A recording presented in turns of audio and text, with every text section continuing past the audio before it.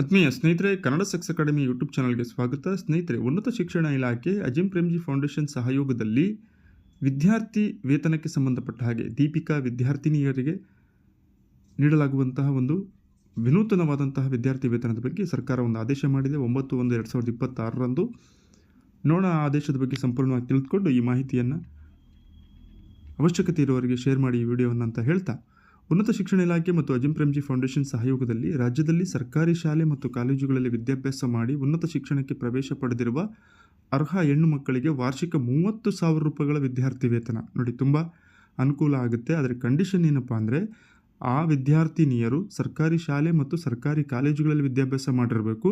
ಆನಂತರ ಉನ್ನತ ಶಿಕ್ಷಣಕ್ಕೆ ಏನಾದರೂ ಅವರು ಪ್ರವೇಶವನ್ನು ಪಡೆದಿದ್ದರೆ ಅಂಥ ಅರ್ಹ ಹೆಣ್ಣು ಮಕ್ಕಳಿಗೆ ವಾರ್ಷಿಕ 30,000 ರೂಪಾಯಿ ಸ್ಕಾಲರ್ಶಿಪ್ ಕೊಡುತ್ತೆ. ಬಡ ಹೆಣ್ಣು ಮಕ್ಕಳಿಗೆ ತುಂಬ ಅನುಕೂಲವಾಗುವಂಥ ವಿದ್ಯಾರ್ಥಿ ವೇತನ ಇದು. ಆರ್ಥಿಕ ಸಬಲೀಕರಣಗೊಳಿಸುವಂಥ ಉದ್ದೇಶದಿಂದ 2025-26ನೇ ಸಾಲಿನಿಂದ ದೀಪಿಕಾ ಅನ್ನುವಂಥ ಹೆಸರನ್ನು ಈ ಒಂದು ವಿದ್ಯಾರ್ಥಿ ವೇತನದ ಯೋಜನೆಗೆ ಹೆಸರಿಟ್ಟಿದ್ದಾರೆ. ಅಜಿಂ ಪ್ರೇಮ್ಜಿ ವಿದ್ಯಾರ್ಥಿ ವೇತನ ಹಾಗೂ ಪೂರಕ ವಿದ್ಯಾರ್ಥಿ ವೇತನವನ್ನು ಜಾರಿಗೊಳಿಸಲಾಗ್ತಾ ಇದೆ. ಇದಕ್ಕೆ ಸಂಬಂಧಿಸಿದಂತೆ ಸರ್ಕಾರಿ ಶಾಲೆ ಕಾಲೇಜುಗಳಲ್ಲಿ ವಿದ್ಯಾಭ್ಯಾಸ ಮಾಡಿ 2025-26ನೇ ಸಾಲಿನ ವಿವಿಧ ಪ್ರಥಮ ಪದವಿ ಪ್ರವೇಶ ಪಡೆದಿರುವಂಥ ವಿದ್ಯಾರ್ಥಿನಿಯರು ಅಜಿಂ ಪ್ರೇಮ್ಜಿ ವಿದ್ಯಾರ್ಥಿ ವೇತನಕ್ಕಾಗಿ ಮೊದಲ ಹಂತದಲ್ಲಿ ಅರ್ಜಿ ಸಲ್ಲಿಸುವ ಅವಧಿಯನ್ನು 30/9/2025ರವರೆಗೆ ನೀಡಲಾಗಿತ್ತು. ಪ್ರಸ್ತುತ ಎರಡನೇ ಹಂತದಲ್ಲಿ ವಿದ್ಯಾರ್ಥಿ ವೇತನಕ್ಕೆ 10/1/2026ರಿಂದ 31 ಅಂದರೆ ಈ ತಿಂಗಳ 31ನೇ ತಾರೀಕಿನವರೆಗೆ ಅರ್ಜಿ ಸಲ್ಲಿಸೋದಕ್ಕೆ ಅವಕಾಶ ಇದೆ. ಅರ್ಹ ವಿದ್ಯಾರ್ಥಿನಿಯರು ಮುಂದಿನ ಲಿಂಕನ್ನು ಅಂದರೆ ಅಜಿಂ ಪ್ರೇಮ್ಜಿ ಫೌಂಡೇಶನ್ನ ಅಧಿಕೃತವಾದಂಥ ಲಿಂಕ್ನ ಮೂಲಕ ಅರ್ಜಿಯನ್ನು ಸಲ್ಲಿಸಬೇಕಾಗಿರುತ್ತೆ. ನೋಡೋಣ, ಅದರ ಬಗ್ಗೆ ಮತ್ತಷ್ಟು ಒಂದು ಪೋಸ್ಟರ್ನು ಸಮೇತ ಬಿಡುಗಡೆ ಮಾಡಿದ್ದಾರೆ. ಅಜಿಂ ಪ್ರೇಮ್ಜಿ ಫೌಂಡೇಶನ್ ಸಹಯೋಗ, ರಾಜ್ಯದ ವಿದ್ಯಾರ್ಥಿನಿಯರಿಗಾಗಿ ದೀಪಿಕಾ ಯೋಜನೆ. ಪ್ರತಿ ವರ್ಷ 30,000 ವಿದ್ಯಾರ್ಥಿ ವೇತನ, ಉನ್ನತ ಶಿಕ್ಷಣಕ್ಕೆ ಪ್ರೋತ್ಸಾಹ ನೀಡೋದು, ಕೋರ್ಸ್ ಅವಧಿಯುದ್ದಕ್ಕೂ ಲಭ್ಯತೆ ಅಂದರೆ ಎಲ್ಲಿವರೆಗೂ ವಿದ್ಯಾಭ್ಯಾಸವನ್ನು ಮಾಡ್ತಾರೆ ಉನ್ನತ ವಿದ್ಯಾಭ್ಯಾಸ ಅಲ್ಲಿವರೆಗೂ ಪ್ರತಿ ವರ್ಷ ಈ ಒಂದು ವಿದ್ಯಾರ್ಥಿನಿಯರಿಗೆ ಆರ್ಥಿಕ ಬೆಂಬಲವನ್ನು ನೀಡಲಾಗುತ್ತೆ. ಅರ್ಹತೆ ಏನಪ್ಪ ಅಂದರೆ 10ನೇ ತರಗತಿ ಮತ್ತು PUCಯನ್ನು ಅವರು ಸರ್ಕಾರಿ ಶಾಲೆಗಳಲ್ಲಿನೇ ವಿದ್ಯಾಭ್ಯಾಸವನ್ನು ಮುಗಿಸಿರಬೇಕು. ಅದು ಸ್ಟೇಟ್ ಆಗಿರ್ಬೋದು, CBSE ಆಗಿರ್ಬೋದು, CSE ಆಗಿರ್ಬೋದು, ಒಟ್ಟು ಸರ್ಕಾರಿ ಶಾಲೆಗಳಲ್ಲಿ ವಿದ್ಯಾಭ್ಯಾಸ ಮಾಡಿರಬೇಕು.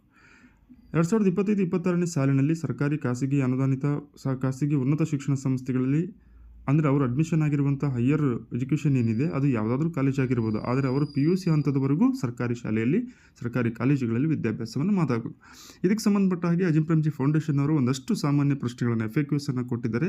ಆ ಗೊಂದಲಗಳಿಗೆ ಮಾಹಿತಿಯನ್ನು ನೀಡುವ ಸಲುವಾಗಿ ನೋಡೋಣ. ಅಜಿಂ ಪ್ರೇಮ್ಜಿ ಸ್ಕಾಲರ್ಶಿಪ್ನ ಉದ್ದೇಶವೇನು ಅಂತ ಮೊದಲನೇ ಪ್ರಶ್ನೆ ಇದೆ. ಅಜಿಂ ಪ್ರೇಮ್ಜಿ ಸ್ಕಾಲರ್ಶಿಪ್ನ ಉದ್ದೇಶವು ಅವಕಾಶವಂಚಿತ ಹಿನ್ನೆಲೆಗಳುಳ್ಳ ವಿದ್ಯಾರ್ಥಿನಿಯರಿಗೆ ತಮ್ಮ ಕಾಲೇಜು ಶಿಕ್ಷಣವನ್ನು ಮುಂದುವರಿಸಲು ನೆರವನ್ನು ನೀಡಲಾಗುವುದು. ಈ ಉಪಕ್ರಮವು ಭಾರತದಲ್ಲಿ ಶಿಕ್ಷಣದ ಗುಣಮಟ್ಟ ಮತ್ತು ಸಮಾನತೆಯನ್ನು ಸುಧಾರಿಸುವ ಅಜಿಂ ಪ್ರೇಮ್ಜಿ ಫೌಂಡೇಶನ್ನ ಒಟ್ಟಾರೆ ಬದ್ಧತೆಯ ಭಾಗವಾಗಿದೆ. ಅಂದರೆ ಇಡೀ ದೇಶದಾದ್ಯಂತ ಈ ಯೋಜನೆ ಜಾರಿಯಿದೆ. ಅಜಿಂ ಪ್ರೇಮ್ಜಿ ಸ್ಕಾಲರ್ಶಿಪ್ 2025-26ರಲ್ಲಿ ಯಾರು ಅರ್ಹರು ಈಗಾಗಲೇ ಅದನ್ನು ರಿಪೀಟ್ ಮಾಡಲಾಗಿದೆ.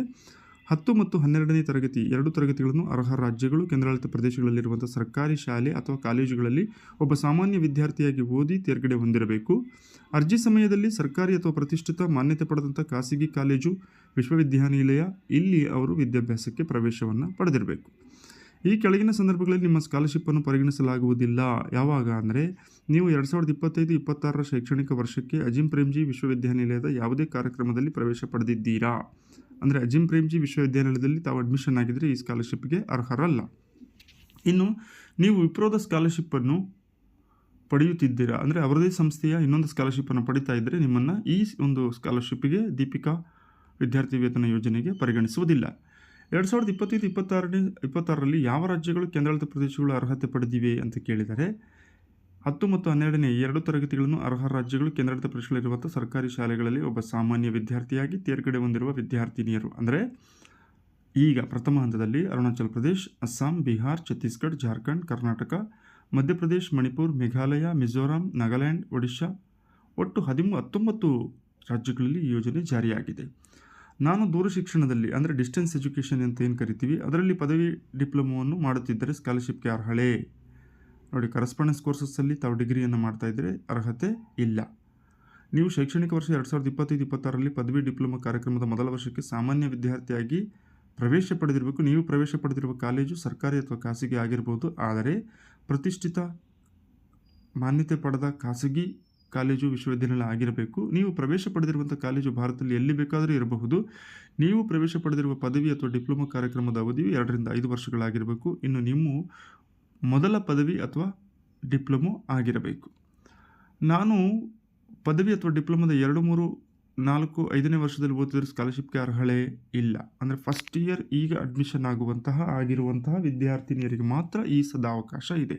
ಈಗಾಗಲೇ ನಾವು second year, final year, third year ಇದ್ದೀವಿ ಅಂದರೆ ಅವರಿಗೆ ಈ ಯೋಜನೆಯಲ್ಲಿ ಅರ್ಜಿ ಸಲ್ಲಿಸೋದಕ್ಕೆ ಅವಕಾಶ ಇಲ್ಲ. ಅರ್ಜಿ ಸಲ್ಲಿಸುವ ಸಮಯದಲ್ಲಿ ಭಾರತದ ಯಾವುದೇ ಸರ್ಕಾರಿ ಪ್ರತಿಷ್ಠಿತ ಮಾನ್ಯತೆ ಪಡೆದ ಖಾಸಗಿ ಕಾಲೇಜು, ವಿಶ್ವವಿದ್ಯಾನಿಲಯ ಪದವಿ ಕಾರ್ಯಕ್ರಮ, ಡಿಪ್ಲೊಮಾ ಕೋರ್ಸಿನ 2 ರಿಂದ 5 ವರ್ಷಗಳ ಅವಧಿಯ ಕಾರ್ಯಕ್ರಮಗಳು ಮೊದಲ ವರ್ಷಕ್ಕೆ ವಿದ್ಯಾರ್ಥಿನಿಯಾಗಿ ಪ್ರವೇಶ ಪಡೆದಿರಬೇಕು. ಇದು ಅರ್ಜಿದಾರರ ಮೊದಲ ಪದವಿ ಅಥವಾ ಡಿಪ್ಲೊಮಾ ಆಗಿರಬೇಕು. ಅಂಥವ್ರಿಗೆ ಮಾತ್ರ ಈ ಒಂದು ಸ್ಕಾಲರ್ಶಿಪ್ ಬರುತ್ತೆ. ಅಜೀಂ ಪ್ರೇಮ್ಜಿ ಸ್ಕಾಲರ್ಶಿಪ್ಪನ್ನು ಮೆರಿಟ್ ಆಧಾರದ ಮೇಲೆ ನೀಡಲಾಗುವುದೇ ಇಲ್ಲ. ಸ್ಕಾಲರ್ಶಿಪ್ಪನ್ನು ಮೆರಿಟ್ ಆಧಾರದ ಮೇಲೆ ನೀಡುವುದಿಲ್ಲ. ಆದಾಗ್ಯೂ ಪ್ರಶ್ನೆ 2ರಲ್ಲಿ ನಿರ್ದಿಷ್ಟಪಡಿಸಿದ ಅರ್ಹತಾ ಮಾನದಂಡಗಳನ್ನು ಪೂರೈಸಿರಬೇಕು. ಅಜೀಂ ಪ್ರೇಮ್ಜಿ ಸ್ಕಾಲರ್ಶಿಪ್ಗೆ ಅರ್ಜಿ ಸಲ್ಲಿಸಲು ವಯಸ್ಸಿನ ಮಿತಿ ಇದೆಯೇ? ಇಲ್ಲ, ವಯಸ್ಸಿನ ಮಿತಿ ಇಲ್ಲ. ಆದಾಗ್ಯೂ ಪ್ರಶ್ನೆ 3ರಲ್ಲಿ ನಿರ್ದಿಷ್ಟಪಡಿಸಿದ ಇತರೆ ಮಾನದಂಡಗಳನ್ನು ಅವರು ಪೂರೈಸಿರಬೇಕು.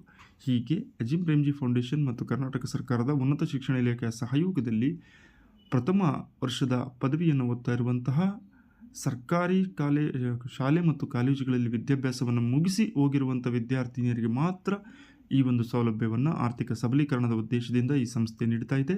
ದಯವಿಟ್ಟು ಎಲ್ಲರೂ ಸಮೇತ ಅರ್ಹ ವಿದ್ಯಾರ್ಥಿಗಳಿಗೆ ಈ ಒಂದು ಸೌಲಭ್ಯ ಸಿಗುವ ಸಲುವಾಗಿ ವಿಡಿಯೋವನ್ನು ಶೇರ್ ಮಾಡಿ ಅಂತ ಹೇಳ್ತಾ, ಈ ಒಂದು ಅರ್ಜಿ ಸಲ್ಲಿಸುವಂತಹ ಲಿಂಕನ್ನು ಏನಿದೆ, ಅಜೀಂ ಪ್ರೇಮ್ಜಿ ಫೌಂಡೇಶನ್ನ ಲಿಂಕನ್ನು ಡಿಸ್ಕ್ರಿಪ್ಷನಲ್ಲಿ ನೀಡಲಾಗಿರುತ್ತೆ. ದಯವಿಟ್ಟು ಆ ಲಿಂಕನ್ನು ಕ್ಲಿಕ್ ಮಾಡುವ ಮೂಲಕ ತಾವು ಇದಕ್ಕೆ ಅರ್ಜಿಯನ್ನು ಸಲ್ಲಿಸಿ ಅಂತ ಹೇಳ್ತಾ ಈ ಒಂದು ವಿಡಿಯೋವನ್ನು ಮುಕ್ತಾಯಗೊಳಿಸುತ್ತಿದ್ದೇವೆ. ಮುಂದಿನ ಮತ್ತೊಂದು ಉಪಯುಕ್ತ ವಿಡಿಯೋದೊಂದಿಗೆ ತಮ್ಮನ್ನು ಭೇಟಿಯಾಗೋಣ. ಧನ್ಯವಾದಗಳು.